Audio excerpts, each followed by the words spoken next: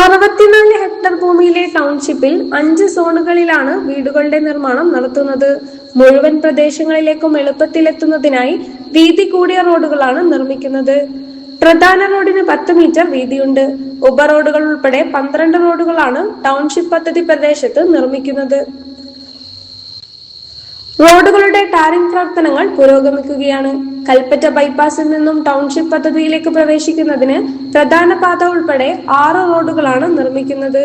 2 ആഴ്ചക്കുള്ളിൽ എല്ലാ റോഡുകളുടെയും ടാറിംഗ് പ്രവർത്തനങ്ങൾ പൂർത്തിയാകും. ഇതോടെ ടൗൺഷിപ്പിലെ മുഴുവൻ പ്രദേശങ്ങളിലേക്കും എളുപ്പത്തിൽ എത്താൻ കഴിയും.